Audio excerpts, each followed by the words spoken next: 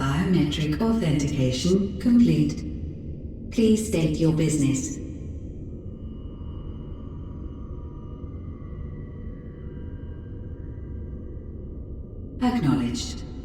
Reinitializing Circus Tower systems. Searching for Elpis entity.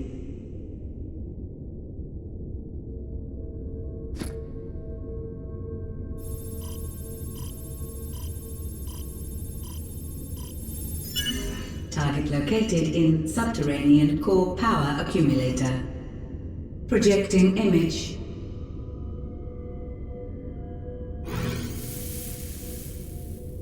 My home. My friends. No more than a dream.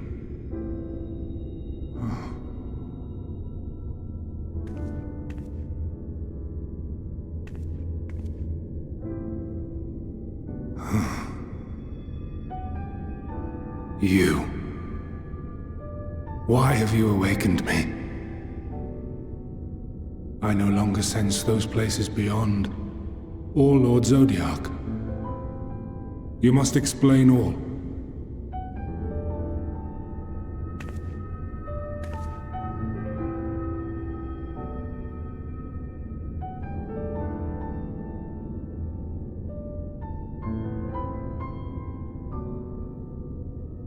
So, he is fallen, and my brethren's souls returned to the star.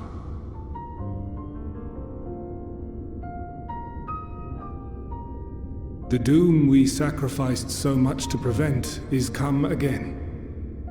Old burdens now yours to bear. But if this is Fandaniel's design, then I, as Elpis, have a duty to fulfill. Your unsolicited act has restored to me some few memories of the convocation. Such knowledge as I have, I will share.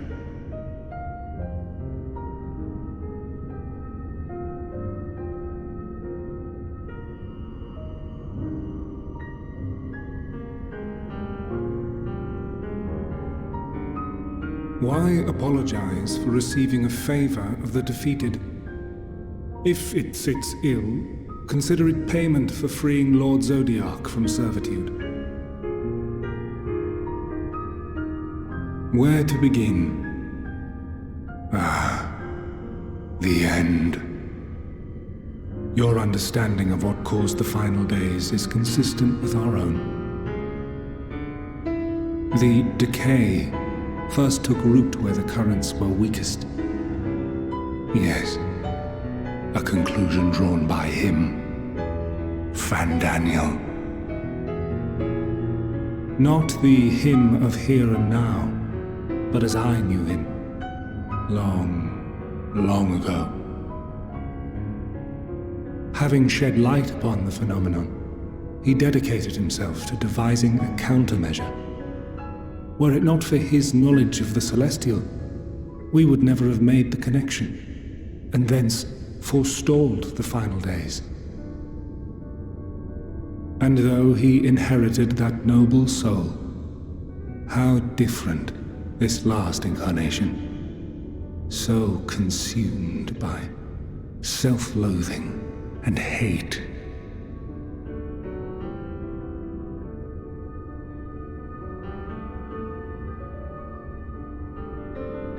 Elpis. Yes, the name is familiar to me. Yet I know it not as a flower, but a place. A testing facility for determining which of our creations were fit to be released into the world. Many worked there, and before joining the convocation and assuming the title of Fandaniel, he was their chief. He was Hermes.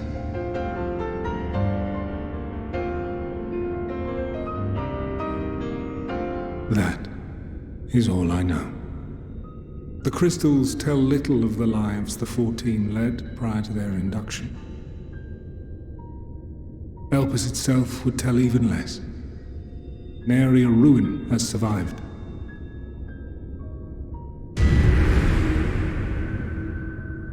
Wait. I saw you there. In Elpis.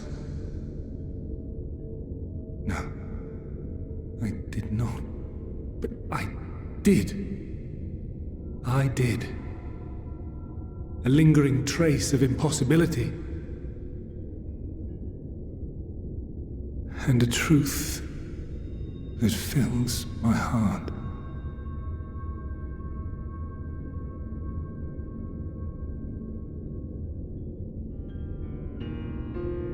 My memories remain clouded, I fear.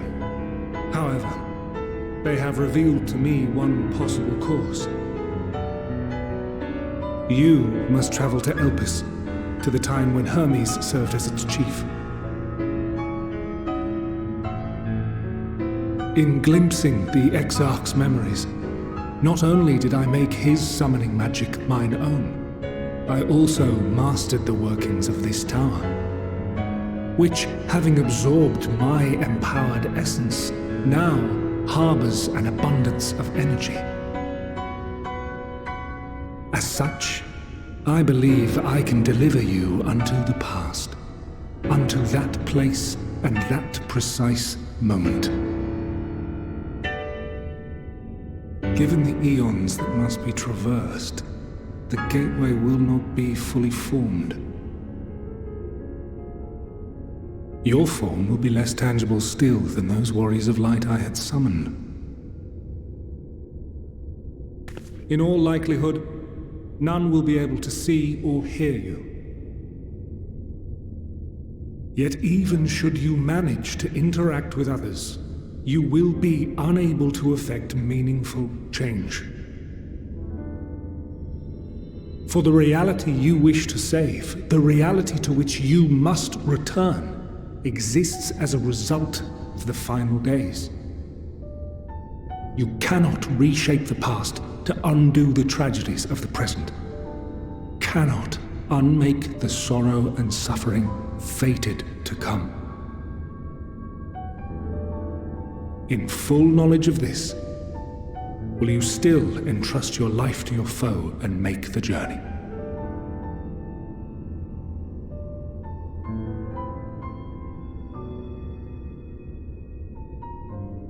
Very well. I shall cast you unto the river of time. Let this be my final act. You must input the commands. I no longer have the authority. First, you must reconfigure the systems, that the tower's ether may be channeled for the magic.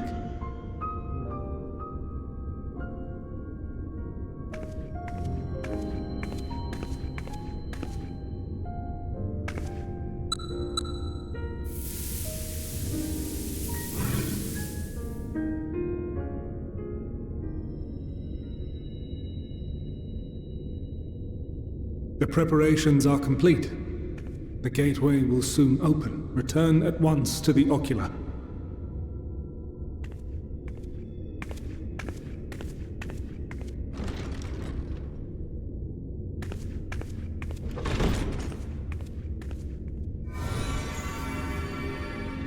All appears to be in order. The ether flows unimpeded. The magic should consume every last mote of my essence. Why are you surprised? Did I not say that this will be my final act? Lord Zodiac is no more. There is nothing for me here.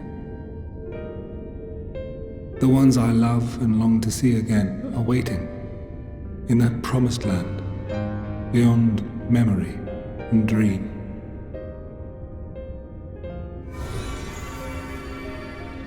Now go, warrior of light. Go, and do not look back.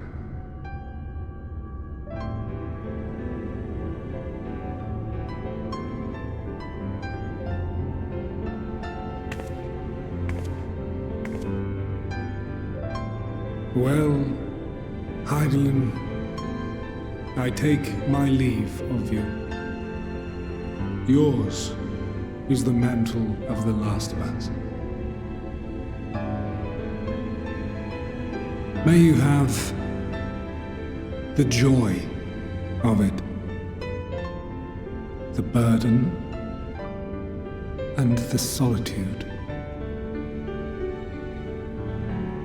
It falls to you now.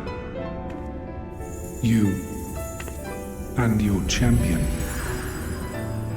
to save our star.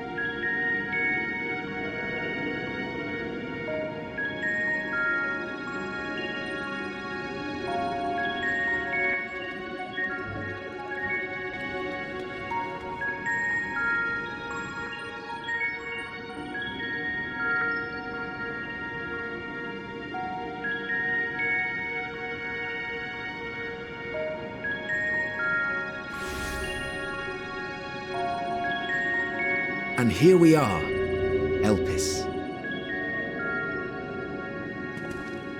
Well, well, how rare to receive you in person. To what do we owe the honor? Oh, just a few odd tasks. We'll be here a while. You're welcome to stay as long as you see fit, of course. As a matter of procedure, however, I must ask that you kindly remove your masks.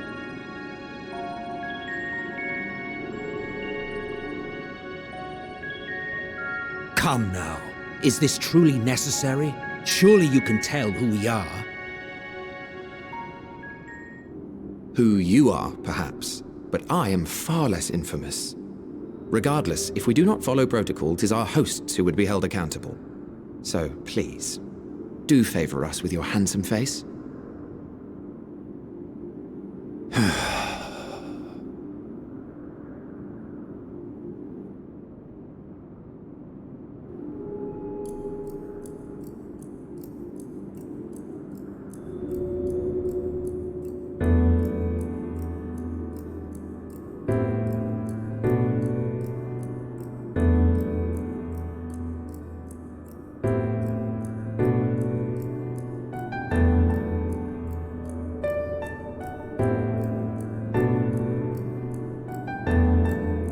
Satisfied?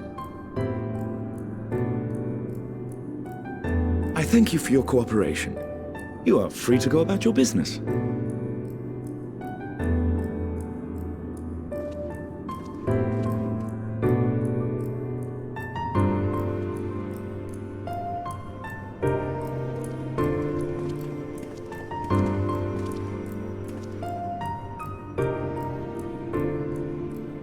By the by, you see it too, yes?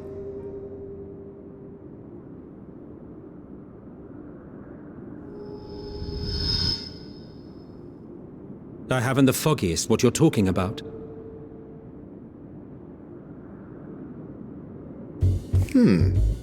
That's odd.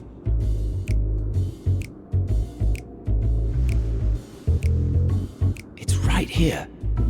A bit thin in the ether, but there's no mistaking it. The color of its soul is almost identical to Azem's. Do you suppose she created it? Rather unusual for a familiar to have a soul, though.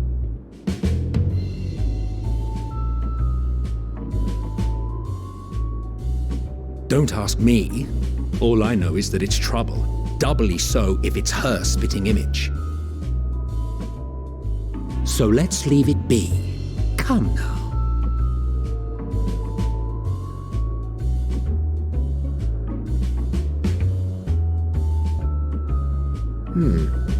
It's trying to say something, but it's literally too intangible to form words.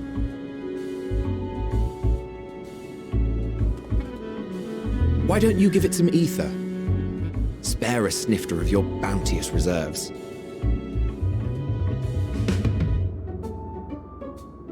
Who do you take me for?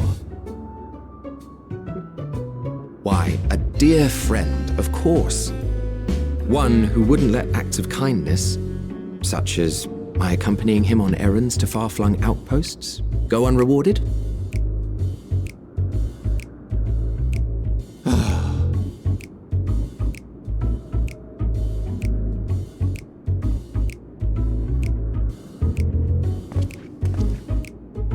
I suggest you close your eyes, or this may be unpleasant.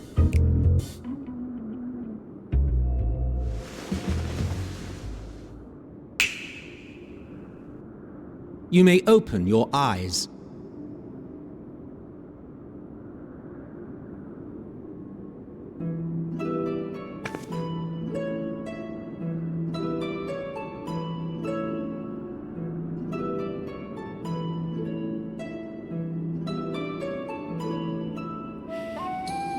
Oh, you even adjusted its size. The better to indulge your whim. This way, it will be easier to communicate. How very thoughtful of you. And may I applaud your artful reinforcement. Without further ado then. Greetings! I am Hythlodaeus, Chief of the Bureau of the Architect. Sulking beside me is the most honorable Emet-Selch of the Convocation of 14. And how might we address you, my new friend?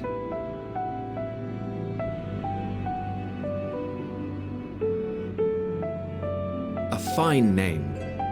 And I'm pleased to see you understand our words. So, tell us, whence have you come? The thinness of your essence suggests you weren't created here.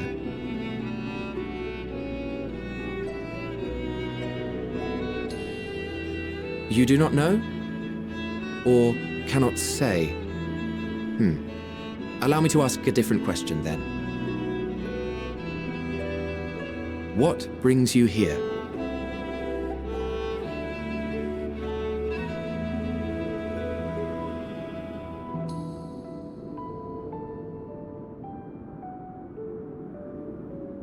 Well now, the same as us. Perhaps Azim wished to come too, but had to settle for a familiar. If she truly wished to be here, then she would be. Right you are. My apologies if we've given offense. The two of us can discern the color of souls, you see. And yours happens to resemble that of a friend. And with your purpose matching our own besides, we jumped to a hasty conclusion. We are here to speak with Hermes, the chief overseer of this facility, which we also intend to tour in order to gain greater insight into the man's work. We, I say, though this is Emet-Selch's charge. I am here only to serve as his guide. And I should be happy to serve as yours as well, by way of an apology for the misunderstanding. Wait, are you suggesting that we bring it along on official business? This thing we know next to nothing about?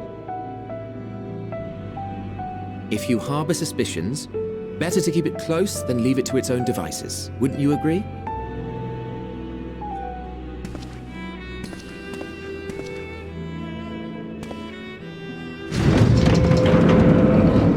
Besides, having a mysterious life form in tow is the norm rather than the exception here.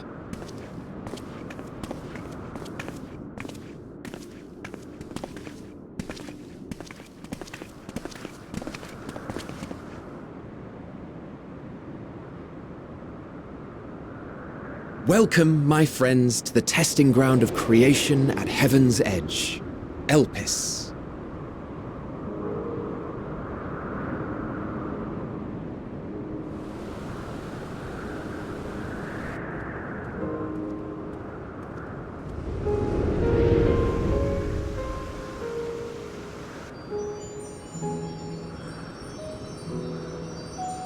This presence.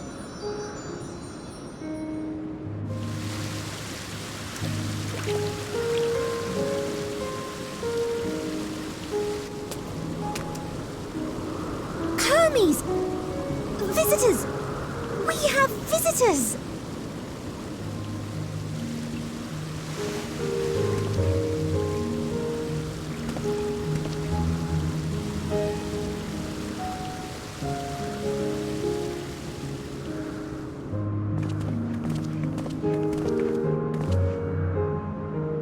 What secrets are you hiding, I wonder?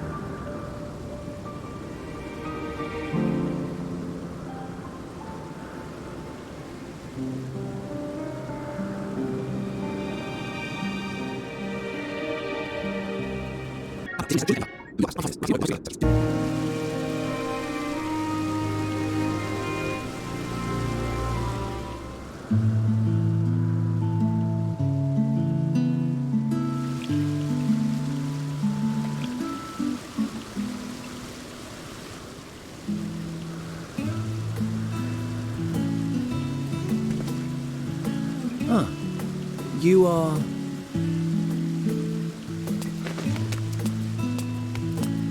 Oh!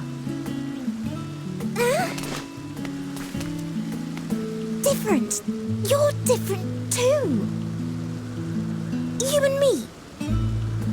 We're alike. Friends. I want to be...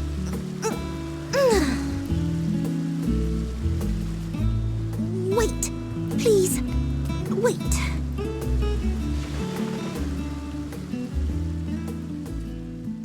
Greetings and salutations. Can you hear me? Do not be alarmed. I mean you no harm. I wish only to hear your words, share your feelings, and know your thoughts. May we please be friends?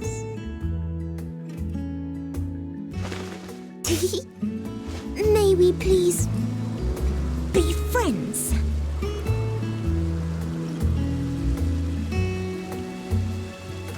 Ah, I see you found him.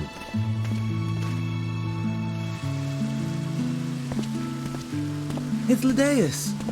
It's been a while. Too long, I think. Too long indeed for close collaborators.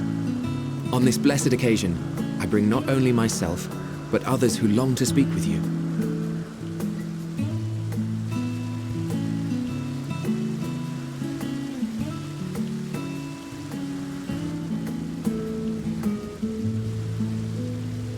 You are of the convocation. Emet-Selch at your service. Do I have the honor of addressing Hermes, Chief Overseer of Elpis? You do. You have traveled far for it. Given your facility's purpose, its remote location is something of a necessity. Would that I didn't have to rely upon a guide. Oh, you wound me. Have I not ever been an attentive and helpful friend? But moving along to more agreeable company, this one we chance to...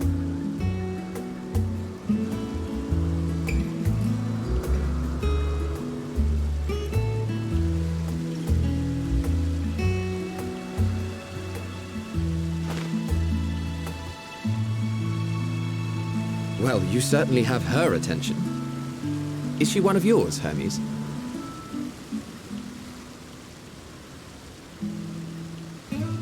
Her name is Meteon. It means shooting star.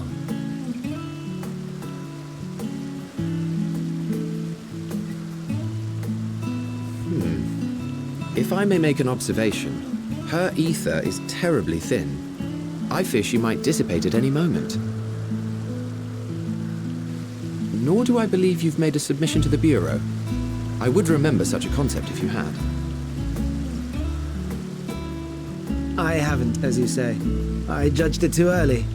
She's a pet project of mine, still undergoing preliminary testing. But rest assured that I will attend in person ere long. Very well. Being an authority on flying life forms, I appreciate that you are exacting in your work. I shall look forward to your submission. If we have finished with the perfunctory chit-chat, I would discuss official matters. By my coming, I trust you already anticipate the subject. I have an inkling, yes. Please wait to the main building yonder. I shall join you as soon as I've returned these creatures to their homes. What's wrong, Hermes? The Nemestoma is missing.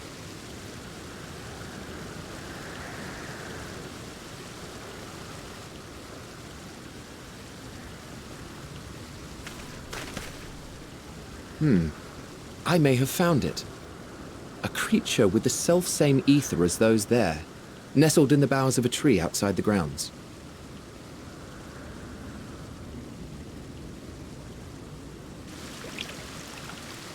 You're saying they can climb with their sorry excuses for limbs?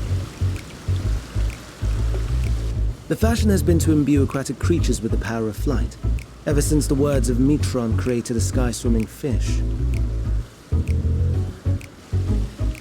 The Ambistomas too can fly, if only slightly, and they could conceivably climb a tree. Whether they can come down safely, however... Excuse me.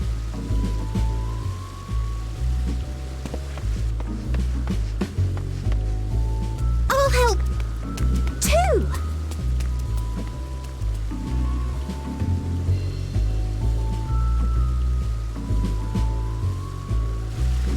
And what are we supposed to do with this lot?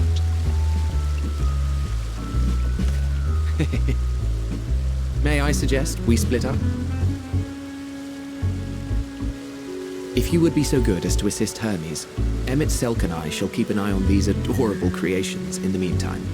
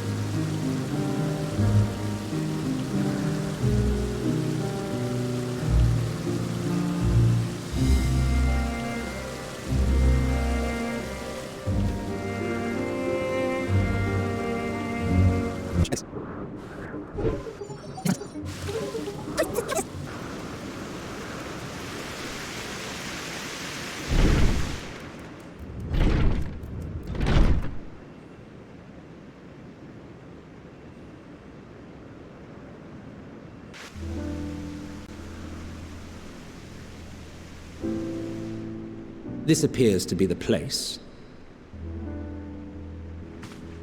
And here is where we part ways. We will be discussing highly sensitive affairs. Only a select few may be privy to such knowledge, and that does not include someone who cannot or will not divulge their origins.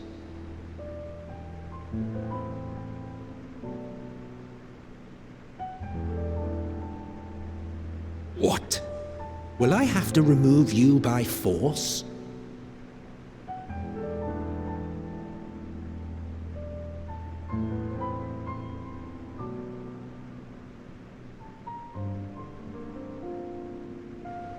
Let's hear them then, these reasons of yours.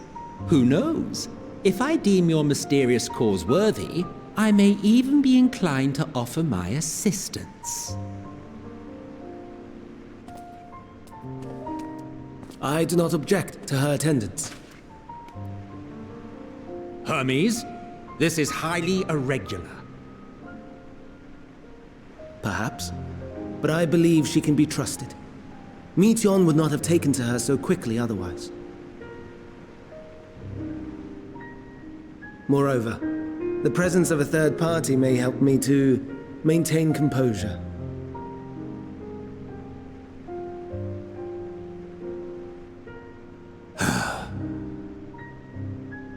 As you wish, then. Behave yourself, do you hear?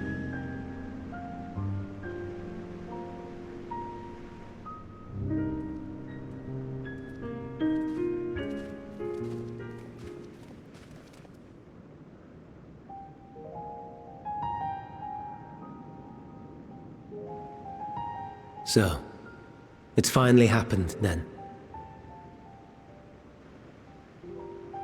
Aye.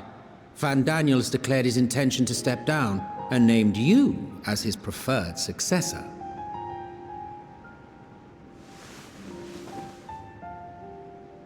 In recognition of your knowledge and your works, the Convocation is giving the recommendation due consideration. As one who does not know you personally, I am to use my impartial eye to take your measure. And above all else, to ascertain your disposition towards the invitation.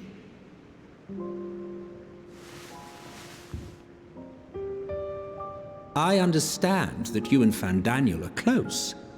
He himself was once chief overseer of Elpis after all. I should not be surprised if you knew before anyone else that he wished to relinquish his office. I did. He told me that when he fulfilled his purpose, he wished to pass the torch to me. A torch you seem none too pleased to accept. Are you so averse to serving on the Convocation? No, it's not that.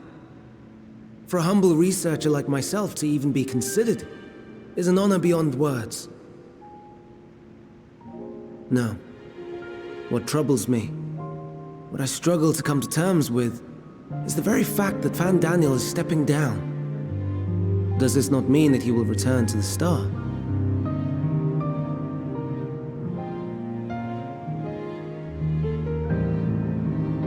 Of his own volition, yes, like so many others have before him. Return to the Star? Does that mean die? Well now, that's not a word I hear often. Is that what you say here in Elpis? Mankind is the life of Aetheris. Each of us, a drop of blood flowing through its veins, bearing sustenance. In our finite time upon it, 'tis our duty to make it a better place, that all who call it home, now and in future, may abide in happiness. To that end, we have dedicated ourselves to the pursuit of enlightened creation. And by our efforts did we transform this once untamed wilderness into the peaceful paradise you enjoy today. To return to the star whence we came is a privilege afforded to we who have so loved and nurtured it. A choice embraced by those who have lived their lives to the fullest, in service to our world. And when they depart upon this journey, it is beautiful, always. The 14 are no exception. 'Tis believed no occasion is more felicitous than the fulfillment of one's duty. Our office becomes our lives, and to retire is to return, or so the majority of us hold. Some few have elected to eschew custom.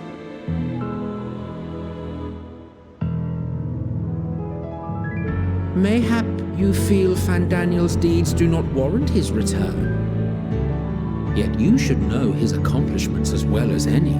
During his time, he conceived of countless outstanding concepts. And channeling the wealth of experience he attained here in Elpis, he brought forth many new specimens. I know of all this. I do. It's just, I cannot fathom why someone so great and wise, who could still do so much good, would want to end it all.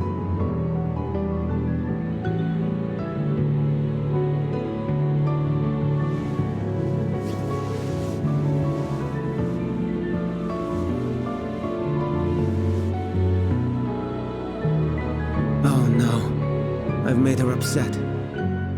Forgive me. I know I requested your presence. Might I trouble you to take Meteon outside? A change of scenery would do her good.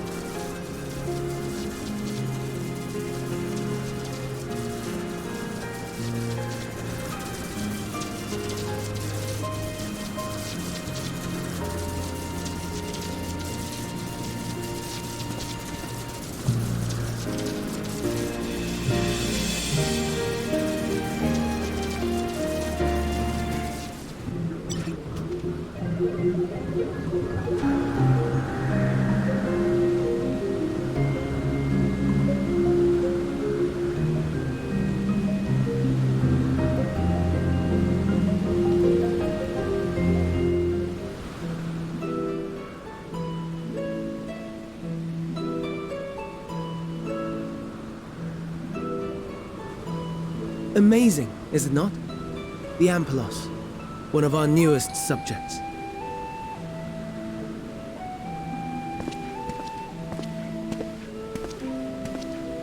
So, how are we coming along?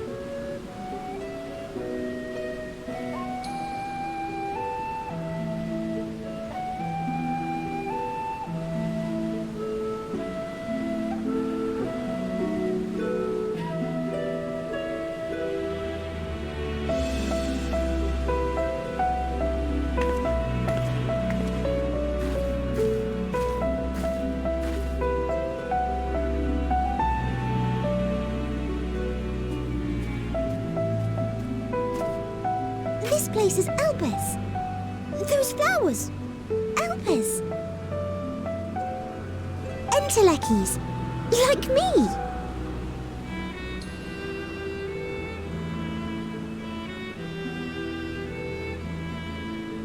They are a product of Elpis, and so named for their birthplace. A happy accident, born of the hands of a former researcher who loved beautiful blossoms. Unique for how they change color, to reflect the emotional state of those nearby.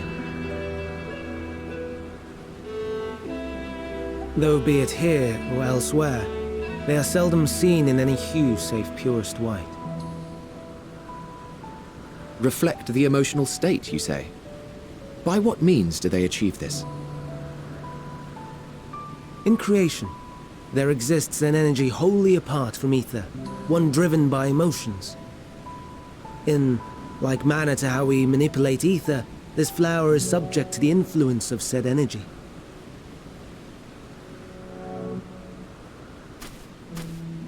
While it has no will of its own, it is sensitive to the prevailing emotion in the vicinity, and reacts by altering its color and vibrancy.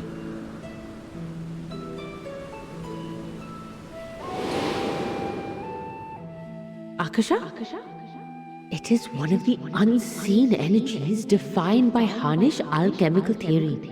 Though a gross oversimplification, some describe it as an essence influenced by feeling.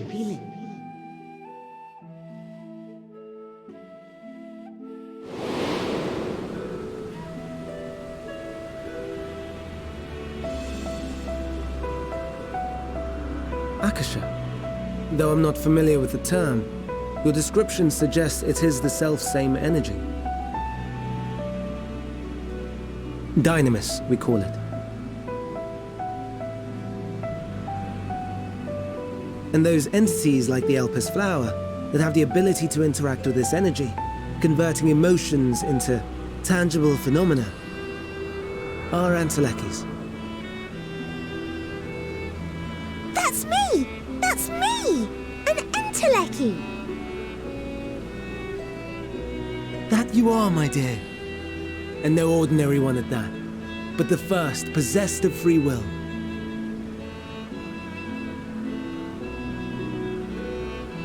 Wait! A form of energy other than ether? Dynamis? I've never heard of such a thing. Hardly surprising. Dynamis cannot be seen, much less felt.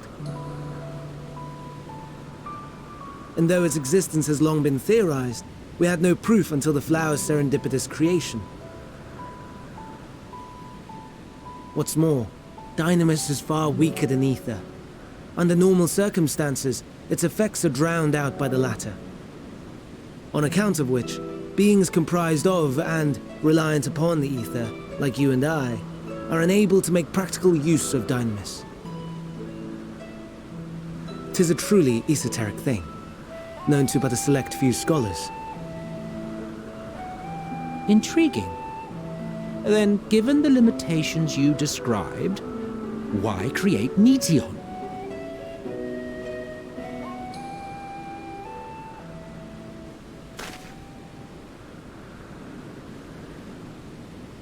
Our star, Aetheris, is especially rich in ether, so much so that its name is derived from it. However, when we consider all energy in existence here and in the vast space beyond, Dynamis may account for as much as 68.3%. The more abundant form by far. Were we able to control it, we could open the door to limitless possibilities. 'Tis not unlike a gently flowing stream, unable to break through the dam of ether barring its path. But if we could imbue the stream with the vigor of a raging river...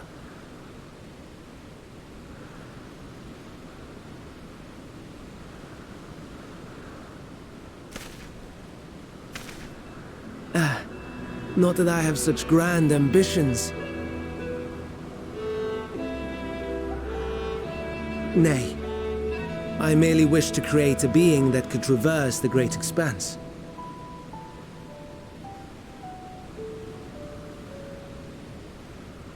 The relative scarcity of ether beyond the bounds of this star was a concern. And so, I looked to another source of energy by necessity.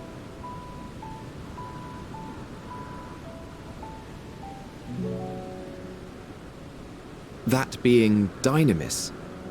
No wonder her ether is so thin. Precisely. Yours is thin too. Like an Enteleki. Like me. So... are we the same? Entelekis?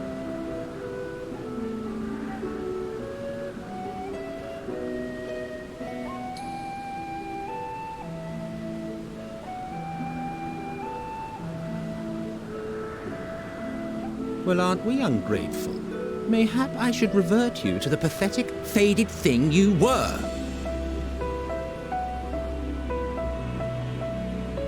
A deficit of ether alone does not an Enteleki make. It would, however, make it easier for you to interact with Dynamis. And limited though its influence may be, this quality could prove the difference between victory and defeat. You'd do well not to underestimate it.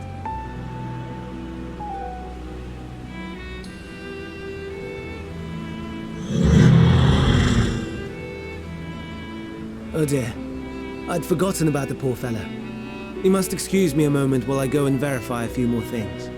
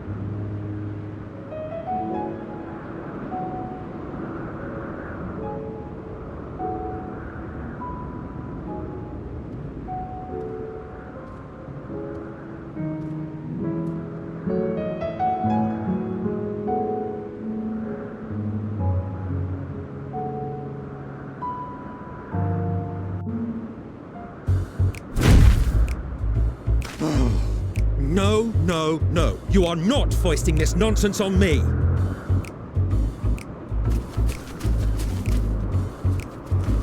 I'm given to understand you have the power to help the Charybdis, and should be quite willing to do so. And so I appeal to your better nature, most benevolent Emet-Selch. Please teach her to fly. Or else Hermes will transform.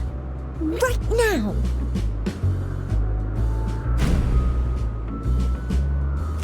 Now, there's no need to go quite that far.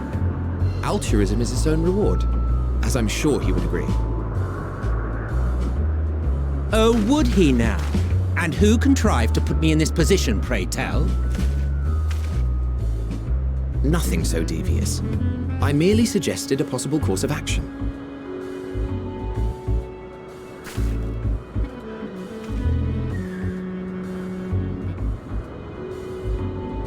Please, Emet-Selch. Please.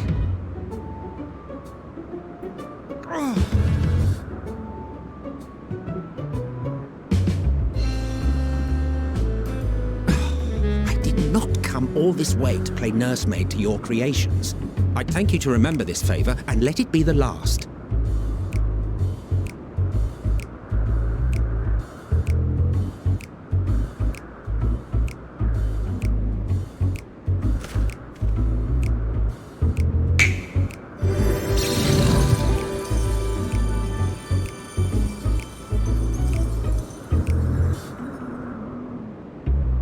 I will aid it once it has taken to the air. It falls to you to shepherd it skyward.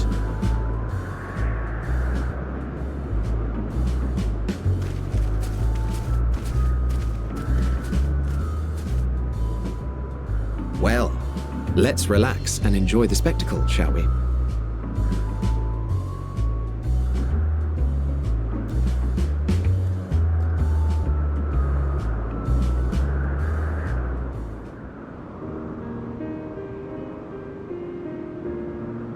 You were wondering why Emet-Selch joined the convocation. Truth be told, he wasn't the first choice for the office. I was, on the strength of my ability to see Aether. But I declined the offer. For though my vision is exceptional, I am pedestrian in all other aspects. Worse even. Quite abysmal when it comes to manipulating Aether, for example.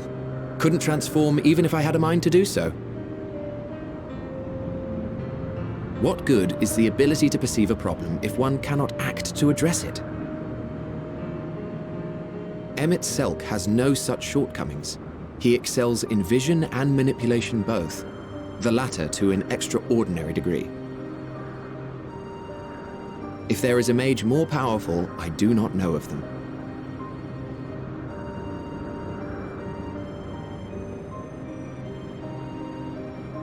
Thus did I recommend him for the office in my stead. And I wasn't the only one, far from it. Countless others vouched for his skill and character.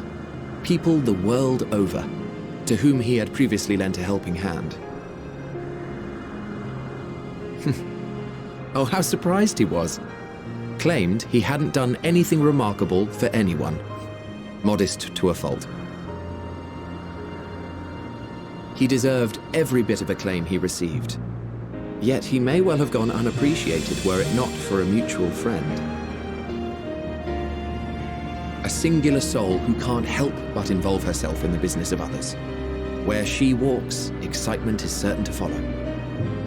Her antics irritate Emet-Selch to no end.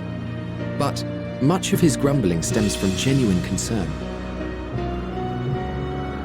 When our friend calls, he never fails to answer and lend his talents.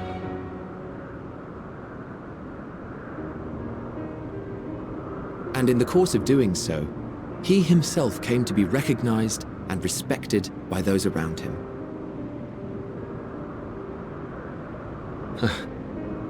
They are truly remarkable individuals, and I'm proud to call them friends. To help them realize their dreams. This will be my greatest contribution to our world. And when they have fulfilled their respective purposes, so too shall I have fulfilled mine, and together we may return to the star. Look at me, spilling my innermost secrets. I can't seem to help it with you. I can only assume it is due to the color of your soul. I just don't understand how you can be so alike and yet so different.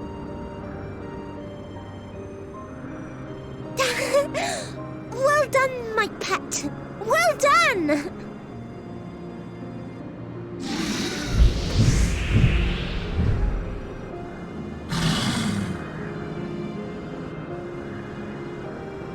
Ah, yes.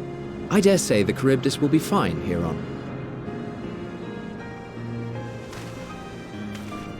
Why don't you go and signal to Emet-Selch? Let him know that his arduous task is at an end.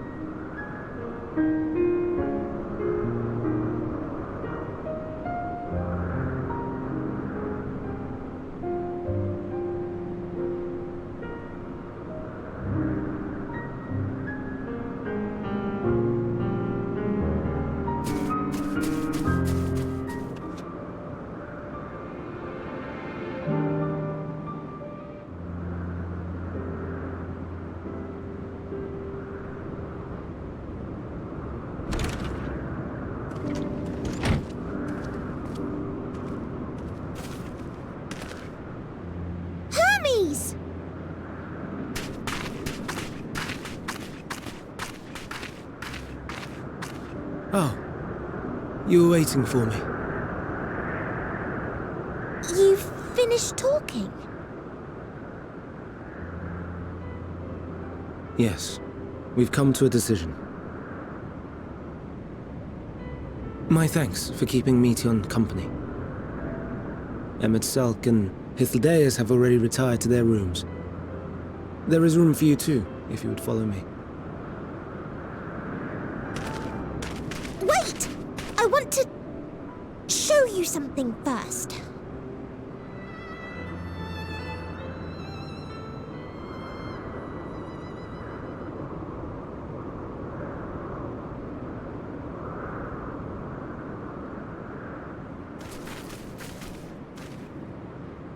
Elpis flowers?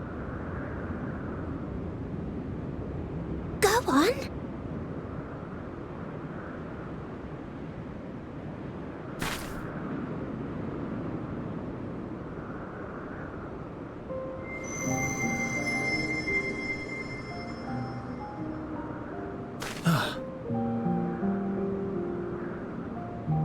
You're not the only one, Hermes. Others feel sad too. You're not alone.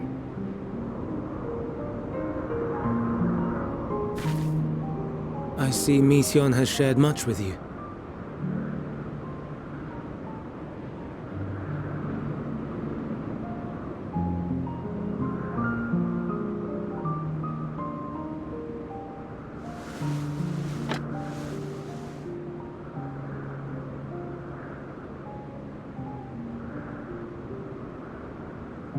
May we talk a moment?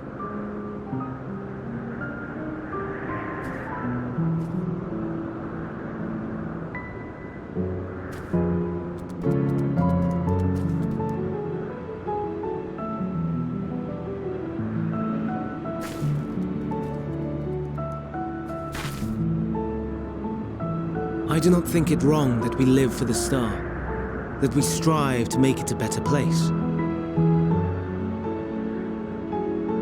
And yet, in carrying out my duties here, there are times when I am plagued by doubt. Do you recall what Hythlodaeus said when we first spoke of my nomination?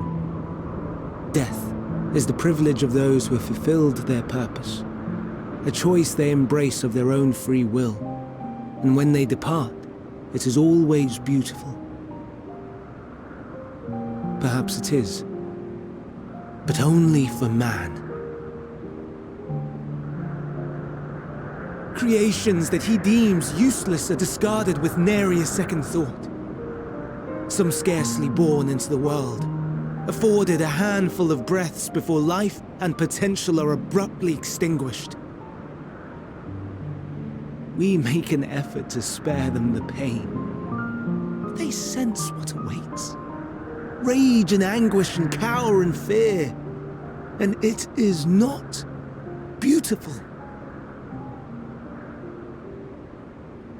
Yet no one cares, no one. So fixated are we upon the duty that we do not pause to question the method. Pain and suffering, confusion and despair, writ plain in the eyes of those poor creatures. Yet no one sees. We turn a blind eye and carry on in blissful ignorance. Not amiss. And always, always the blossoms shine pure and white. A contradiction so blatant I could scream, want to scream. How can you all accept this aberration? Then I wonder, am I the aberration for thinking thus? And I am filled with dread. But now I know I'm not alone. Not the only one for whom the flowers weep. I won't ask what you thought as you kneeled beside the Elpis, or if you only did it at Meteon's insistence. Nevertheless, I thank you. To know that you too have experienced suffering is a comfort.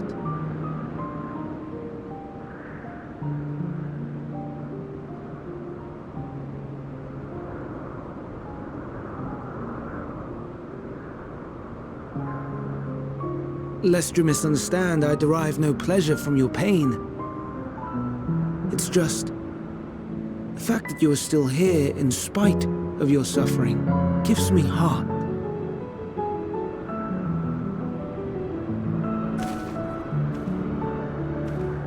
The stars in the heavens.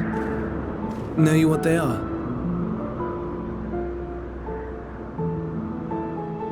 Though it is too far to tell, each glittering light could be a world not unlike Aetheris. A world filled with life. So many stars, so many lives. For us, there may be no higher purpose than to live for our world. But what of the other living beings out there? What is it that gives their lives meaning? That drives them day after day after day? To pose that question to our undiscovered cousins, I created beings of dynamis, who can traverse the vast emptiness between the stars.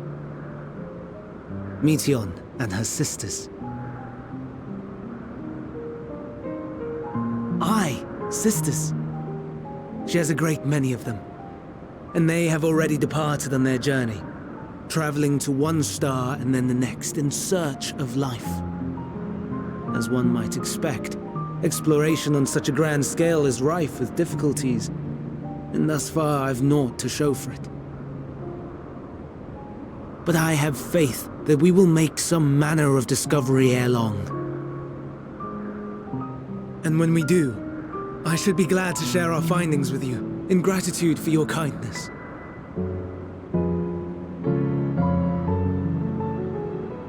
It's getting rather late. We had best find our beds. It would not do for both of us to be sleep-deprived on the morrow. Come, Meteion. Let us head back. All right!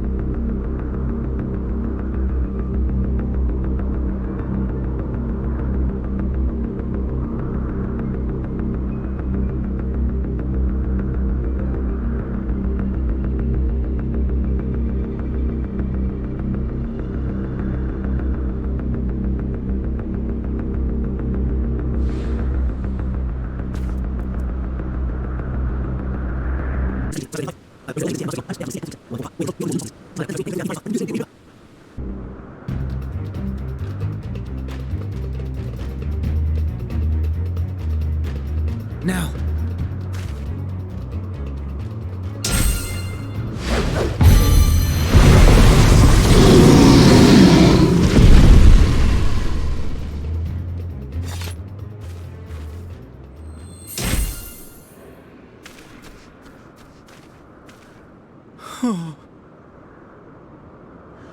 Forgive me. Please, forgive me. May you and your kin find peace. Wherever your souls may drift in the underworld, may you find tranquil seas.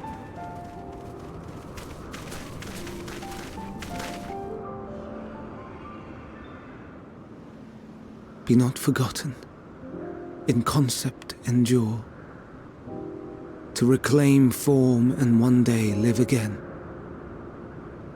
Serve not the star, or any purpose save your own. Live again, if that be your desire.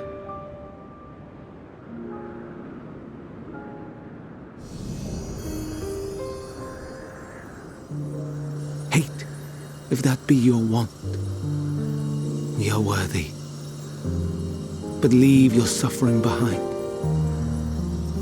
Lay down your burdens, be born anew. Fly high, fly free.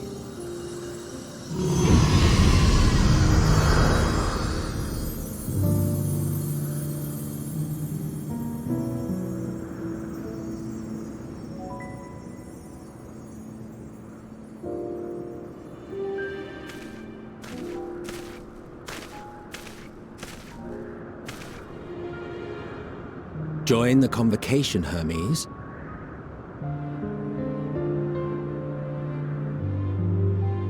You do not belong here. Leave to replace another. To be replaced. It changes nothing. Tell me, do you think it right that we sacrifice all these lives for the sake of the star? And when the star has reached perfection, what then? If all who are satisfied choose to die, shall we all die in satisfaction?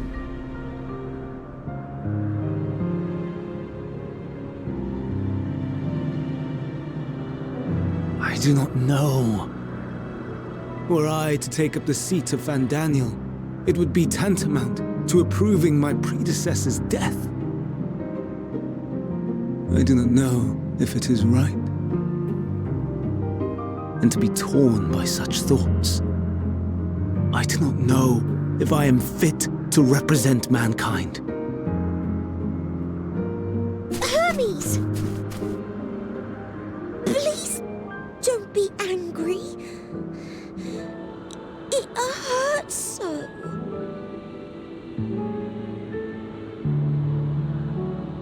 Forgive me.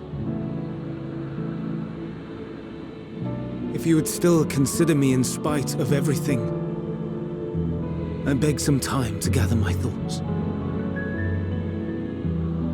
Meanwhile, Hythlodaeus, I fear I must trouble you to attend to the others.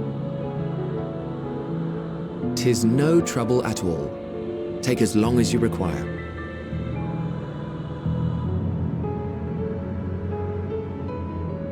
And you, my friend, I pray you find that which you seek.